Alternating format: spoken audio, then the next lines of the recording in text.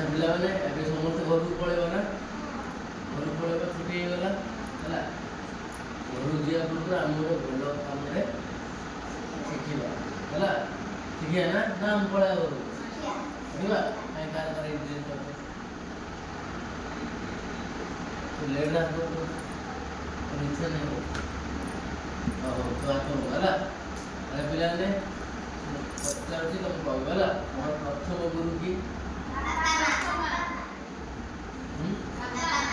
କଣ ଗୁରୁ ତାକେ କଣ କହିଲେ? ବାପା ମା ନୁହେଁ ହେଲା। ଆମର ଦ୍ୱିତୀୟ ଗୁରୁ କିଏ? ଶିକ୍ଷକ ଶିକ୍ଷକ ହେଲା ହେଲା ବୁଝିଲ। ପ୍ରଥମ ଗୁରୁ ହେଲା ବାପା ମା, ସେକେଣ୍ଡ ହେଲା ଶିକ୍ଷକ ହେଲା ବୁଝିଲ।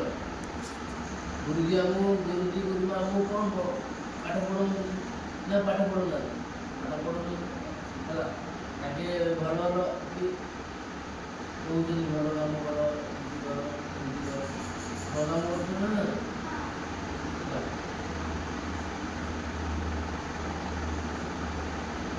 ଆଜି ଆମେ ଗୁରୁଙ୍କ ବିଷୟରେ ଗୋଟେ ଶ୍ଲୋକ ପଢ଼ିବା ହେଲା। ପ୍ରଥମ ଗୁରୁ ଶ୍ଲୋକ ପଢ଼ିଥିଲେ, ଏବେ ଆମେ ଦ୍ୱିତୀୟ ଗୁରୁଙ୍କ ଶ୍ଲୋକ ପଢ଼ିବା ହେଲା। ତମେ ଜାଣିଲ ଜୋର ବୋଲିବ ହେଲା। ଗୁରୁ ବ୍ରହ୍ମା ଗୁରୁ ବିଷ୍ଣୁ ଗୁରୁଦେବ ମହେଶ୍ୱର ସାକ୍ଷାତ୍ ପରବ୍ରହ୍ମ ତସ୍ମୈ ଗୁରୁ ବ୍ରହ୍ମା ଗୁରୁ ବିଷ୍ଣୁ ଗୁରୁଦେବ ମହେଶ୍ୱର ସାକ୍ଷାତ୍ ପରବ୍ରହ୍ମ ତସ୍ମୈ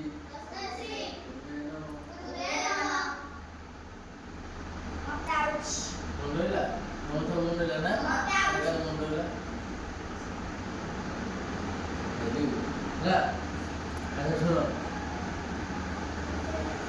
ଶ୍ଲୋକ ହେଲା। ଗୁରୁ ହେଉଛନ୍ତି ଆମର ବ୍ରହ୍ମା ବିଷ୍ଣୁ ମହେଶ୍ୱର ହେଲା। ଗୁରୁ ଆମର କ'ଣ ହେଲା। ଗୁରୁ ଆମର କ'ଣ ବ୍ରହ୍ମା ବିଷ୍ଣୁ ମହେଶ୍ୱର ପରମ ବ୍ରହ୍ମ ନା ନାହିଁ ହେଲା। ତେଣୁ ଆମେ ତାଙ୍କୁ ସବୁବେଳେ ନମସ୍କାର କରିବା। କେହି ଗୁରୁଜୀ ଗୁରୁମାଙ୍କୁ ଗାଳି କରିବ ନାହିଁ। ଯଦି ଗାଳି କରିବ ତାଙ୍କର ଅଭିଶାପ ତମ ଉପରେ ହେଲା। କଥାରେ ଅଛି ଗୁରୁଙ୍କୁ ନମଣିବ ନର, ଗୁରୁ ହିଁ ସାକ୍ଷାତ ଈଶ୍ୱର। ଏଇଟା କିଏ ଜାଣିଛ? ଜାଣିନ ନା? ଭଲ ହେଲା। ଗୁରୁଙ୍କୁ ନମଣିବ ନର, ଗୁରୁ ହିଁ ସାକ୍ଷାତ ଈଶ୍ୱର ହେଲା। ସେଥିପାଇଁ ଆମେ ସବୁଦିନ ଗୁରୁଜୀ ଗୁରୁମାଙ୍କୁ ପ୍ରଣାମ କରିବା ହେଲା। ସବୁବେଳେ ସ୍କୁଲକୁ ଆଇଲା ବେଳେ ବି ମୁଣ୍ଡିଆ ମାରିବା, ଛୁଟି ହେଲା ପରେ ବି ମୁଣ୍ଡିଆ ମାରିବା ହେଲା। ଆଚ୍ଛା ପିଲାମାନେ, ତୁମ ଆଗରେ ଠାକୁର ଠିଆ ହେଇଥିବ ହେଲା, ଆଉ ଗୁରୁଜୀ ଗୁରୁମା ଠିଆ ହେଇଥିବ। ତମେ ଫାଷ୍ଟ କାହାକୁ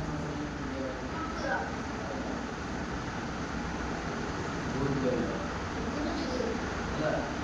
ଆମେ ଫାଷ୍ଟ ଗୁରୁଜୀ ଗୁରୁମାକୁ ମୁଣ୍ଡିଆ ମାରିଲେ ଯାଇକି ଠାକୁର ସନ୍ତୁଷ୍ଟ ହେବ। ମୁଁ ଡାଇରେକ୍ଟ ଠାକୁର ଯଦି ମୁଣ୍ଡିଆ ମାରିବା ଗୁରୁଜୀ ଗୁରୁମା ସନ୍ତୁଷ୍ଟ କେମିତି ହେଲା। ଫାଷ୍ଟ ପ୍ରଥମେ କାହା ମୁଣ୍ଡିଆ ମାରିବ? ଗୁରୁଜୀ ଗୁରୁମା।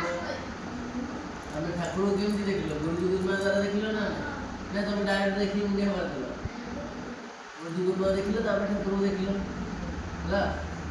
ସବୁବେଳେ ସମସ୍ତେ ସ୍କୁଲକୁ ଆସିଲା ବେଳେ ମୁଣ୍ଡିଆ ମାରିବ, ସ୍କୁଲ ଛୁଟି ହେଲା ପରେ ଘରକୁ ଗଲା ବେଳେ ବି ମୁଣ୍ଡିଆ ମାରିବ ହେଲା।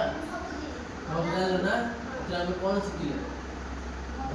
ଭଲ କାମ ଶିଖିଲେ ନା ହେଲା।